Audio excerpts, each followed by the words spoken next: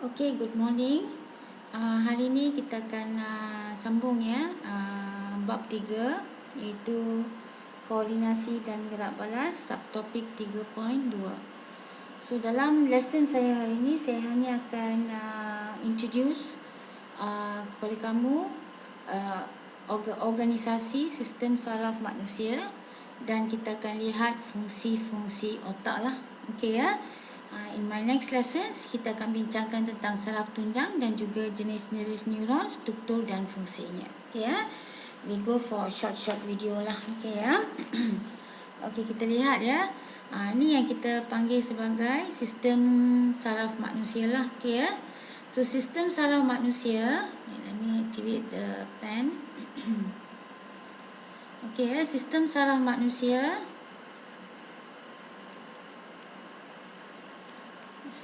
Saya letak garisan view.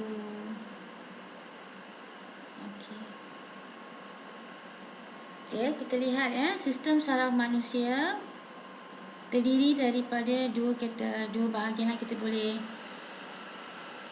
pecahkan kepada dua ya, sistem saraf manusia.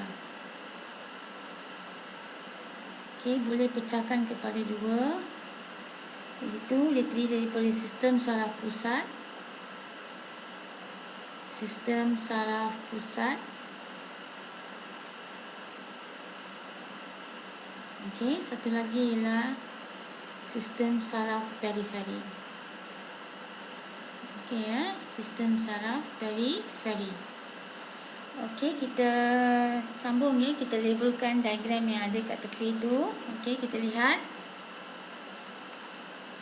Ini different color pen. Okey, kita labelkan apa kita kata sistem saraf manusia ni ya. Okey. So ini ialah sistem saraf pusat kita terdiri daripada, ini ialah sistem saraf pusat kita yang terdiri daripada otak dan juga saraf tunjang. Otak dan saraf tunjang. Okey. Dan dua-dua ni termasuk dalam sistem saraf pusat. Sistem saraf pusat. Okey. Dan sistem saraf periferi terdiri daripada saraf kranium. Saraf kranium. Okey. Dan juga saraf spina.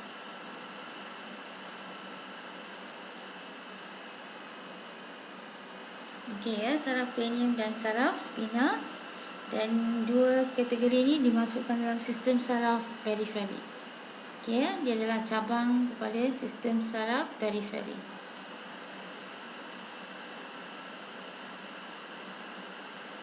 Okey ya. Ini yang kita kata, apa kita kata? Sistem saraf manusia. Sistem saraf manusia. Okey, saya ulang sekali lagi. So sistem saraf manusia bercabang kepada dua. Satu ialah sistem saraf pusat. Okey ya. Yang kedua ialah sistem saraf periferi. Sistem saraf pusat bercabang kepada otak dan saraf tunjang. Okey, dan sistem saraf periferi bercabang kepada saraf kranium dan saraf spina. Okey. Kita sambung lagi. Kita lihat ya. So, sistem saraf ni dia merupakan pusat kawalan manusia lah. Okey ya, sistem saraf pusat. Kalau kita bincang dengan lebih lanjut lagi. Okey ya. Use a different color pen.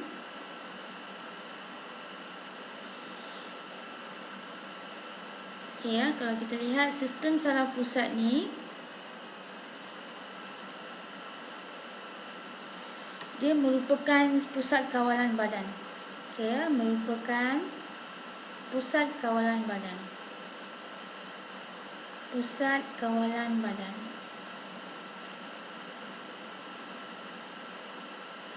Okey ya, pusat kawalan badan. Manakala sistem saraf periferi terdiri daripada semua saraf yang bercabang daripada sistem saraf pusat. So sistem saraf periferi ni ialah semua saraf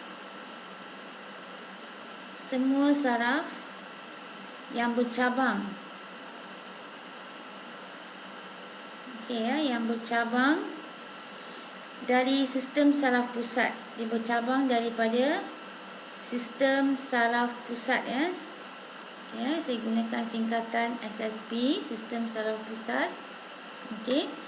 Bercabang daripada sistem saraf pusat. Okey ya. Ke seluruh bahagian badan dan menghubungkan sistem saraf pusat ke seluruh bahagian badan. Okey ya. So dia bercabang dari sistem saraf pusat ke seluruh bahagian badan. Okey ya, ke seluruh bahagian badan.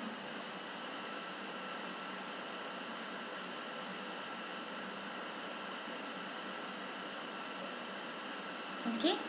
So boleh dikatakan bahawa sistem saraf periferi ni is like a connection from whole body to the sistem saraf pusat. Maknanya dia merupakan satu hubungan lah di antara seluruh badan kepada sistem saraf pusat. So dia bercabang dari sistem saraf pusat dan menghubungkan sistem saraf pusat tu ke seluruh badan. Okey ya. So sistem saraf periferi, saraf periferi ni fungsi dia boleh dikatakan dia menghubungkan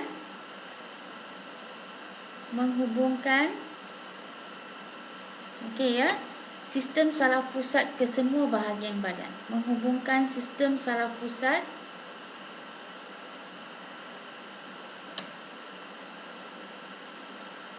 ke seluruh bahagian badan.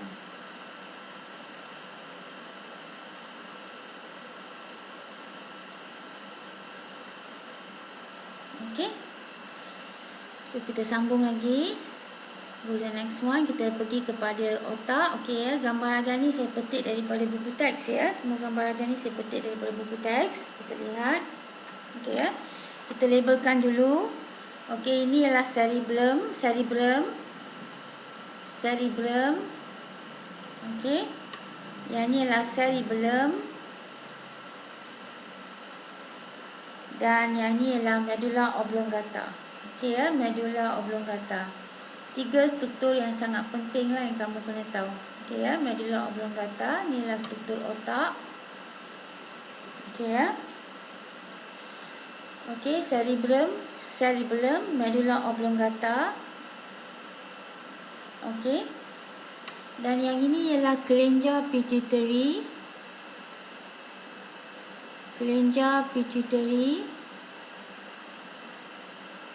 Okey. Yang ke atas ni ialah hypothalamus. Okey. Dan yang ni ialah thalamus. Okey ya. Saya boleh ringkaskan fungsi otak ni secara ringkas. Okey ya, kita lihat.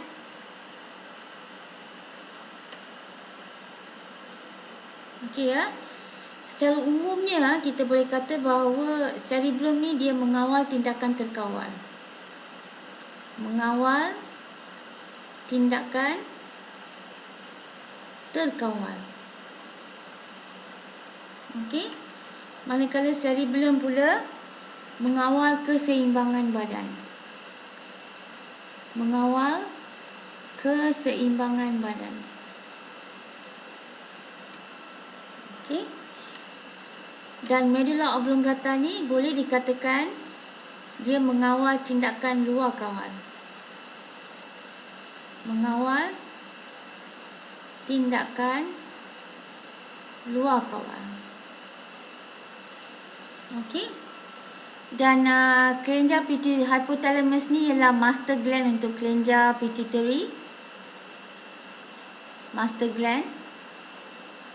Dan kelenjar pituitary ni ialah master gland untuk semua kelenjar yang lain dalam badan. Okey ya. So dia terlibat dalam rembesan hormon lah yang kita akan belajar dalam section yang seterusnya. Okey ya, rembesan hormon.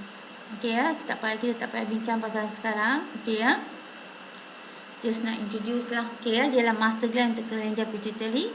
Dan kelenjar pituitary ni dia mengawal apa kita kata, rembesan hormon kelenjar yang lain dalam badan. Okey ya, dia mengawal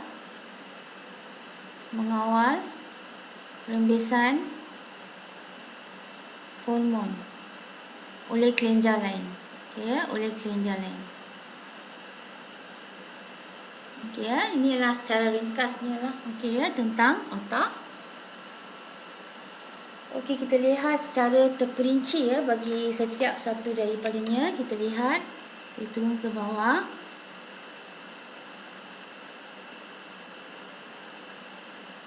Okey ya.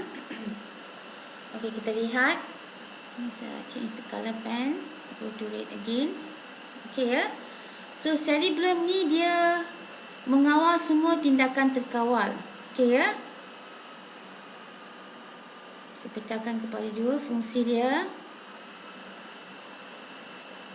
Okey. Mengawal semua aktiviti terkawal. Okey ya, semua tindakan terkawal.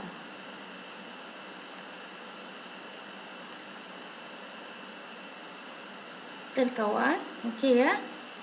Di mana dia mengawal ya. Mengawal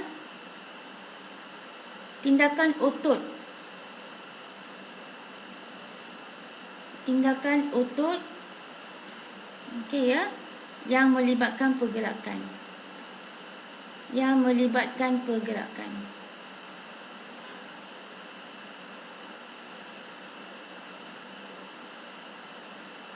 Okey ya, yang melibatkan pergerakan. Contohnya macam, okey, bila you dengar bunyi loceng, okey ya, kamu boleh mengawal tindakan kamu. Maknanya kamu terima maklumat dalam otak, lepas tu kamu kontrol pergerakan kamu. Sama ada kamu nak berjalan pergi ke pintu untuk buka pintu, atau you may choose to remain stay put in your place. Kamu boleh duduk di tempat tersebut untuk tidak bergerak. So, kamu mengawal tindakan kamu. Itu yang kita kata, kita mengawal tindakan, semua tindakan terkawal. That means, you may choose to walk to the door and open the door, or you may choose to stay put in your own place. Okay? Itu maksudnya lah. Okay ya. So, dia mengawal semua tindakan terkawal. Dan juga dia boleh mengawal, okay ya, mengawal aktiviti minda. Ni yang penting ya, mengawal aktiviti minda. Aktiviti minda. Contohnya macam kecerdasan. Okey ya. Sekejap. Okey, kecerdasan. Pemikiran. Okey ya. Peringatan.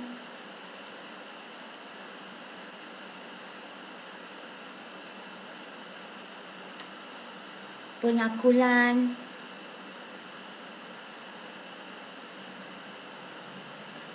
Dan juga penyelesaian masalah.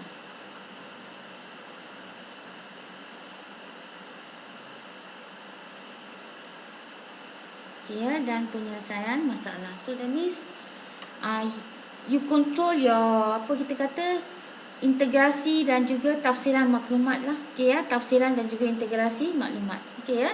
So you boleh lihat ya, dia mengawal kawasan motor, aktiviti mental yang lebih tinggi seperti ingatan, fikiran, pembelajaran, pertuturan, pendengaran, penglihatan. Okay ya, dia tunjukkan secara spesifiknya bahagian yang mana mengawal apa jenis tindakan. Okay, itu ialah bagi cerebrum. Okay ya, so secara umumnya lah kalau mereka tanya apakah fungsi otak, kita boleh kata mengawal tindakan terkawal. Secara umumnya lah, okay ya, mengawal tindakan terkawal. Okay, itu bagi cerebrum. Okay ya, kita lihat cerebrum. Okay ya, cerebrum dia senang saja. Okay ya, dia mengawal,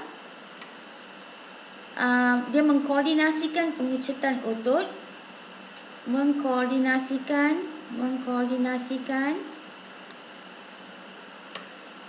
pengecutan otot. Okey, untuk pergerakan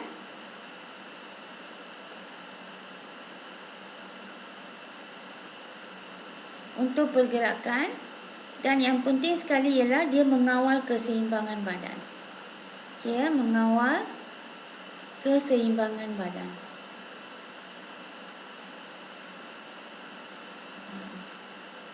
Okey, ini yang paling penting lah. Okay, bila kita bincang je pasal cerebellum, dia mengawal keseimbangan badan.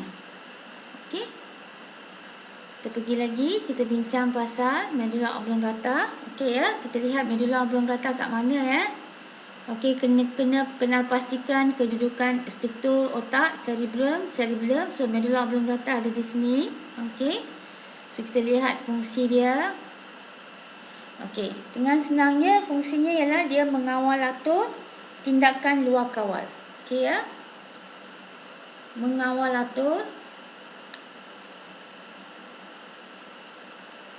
Okey ya.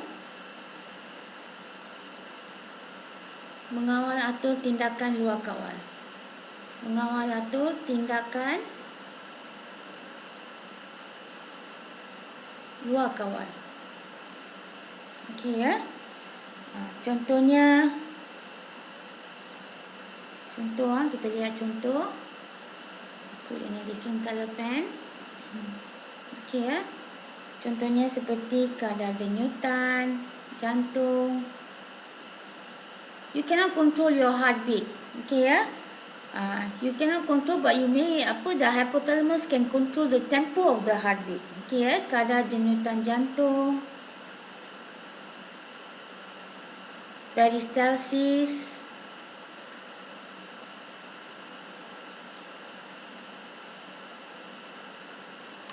Kadar pernafasan.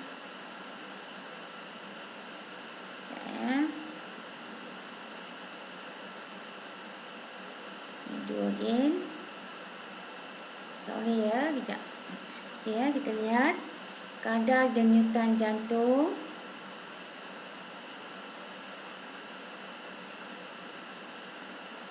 Okey. Yang kedua ialah peristalsis. Okey. Ketiga ialah kadar pernafasan.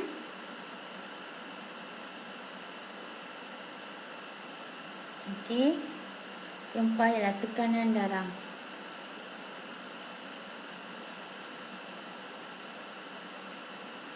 Okey.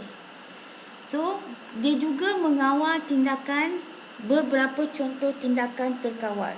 Okey ya, tindakan refleks. Contoh tindakan refleks tertentu. Tindakan refleks yang tertentu ya, bukan semua. Okey ya, tindakan refleks yang tertentu. Okey. Seperti contoh dia batuk.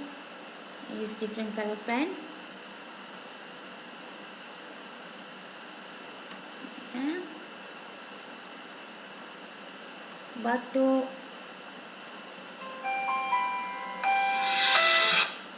Batuk, bersin, muntah. Okey ya. Dan proses menelan. Okey, ini adalah contoh-contoh tindakan refleks yang juga dikawal oleh medulla oblongata. So, secara umumnya kalau ditanya apa fungsi medulla oblongata, ini fungsi dia, mengawal atur tindakan luar kawal. Okey ya, itu ialah umum. Okey, kita bincang sedikit tentang thalamus dan juga hypothalamus. Okey ya. Okey, hypothalamus ni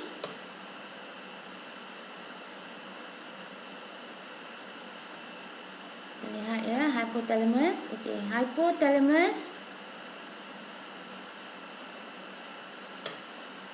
Okey, dia mengawal atur keseimbangan dinamik persekitaran. Okey ya. Mengawal atur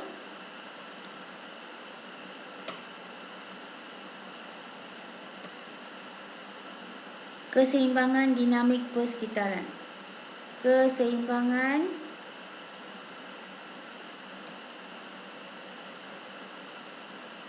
dalam badan lah. Okey ya, saya ringkaskan keseimbangan dalam badan. Okey, dalam badan. Contohnya tekanan osmosis darah. Okey ya, contoh ya. Tekanan osmosis darah.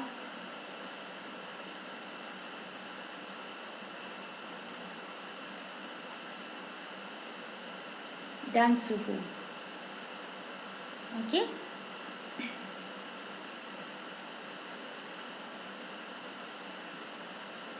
Okey ya. So hypothalamus ni juga merupakan pusat ya kawalan untuk mengesan kelaparan. Pusat kawalan, okey ya, untuk mengesan kelaparan. Okey. Dahaga,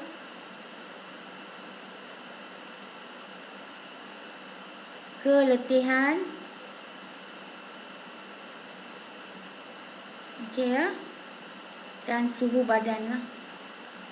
Ini beberapa contoh ya. Suhu badan.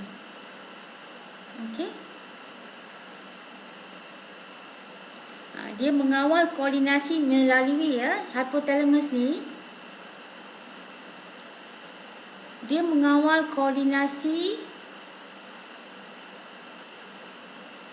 melalui koordinasi melalui sistem saraf dan juga sistem endokrin. Melalui sistem saraf dan juga sistem endokrin. Okey.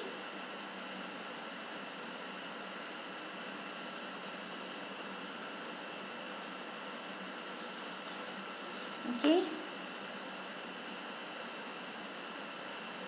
Okey, akhir sekali thalamus ni senang sahaja. Okey ya, I use a different color pen and then I write down here. Okey, thalamus, apa fungsi thalamus? Okey.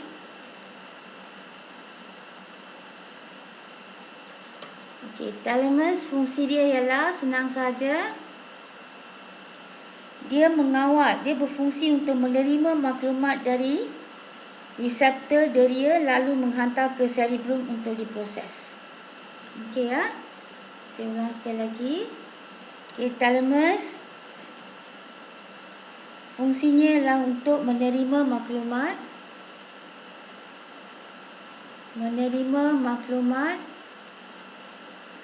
Okey ya, menerima maklumat daripada reseptor. Okey.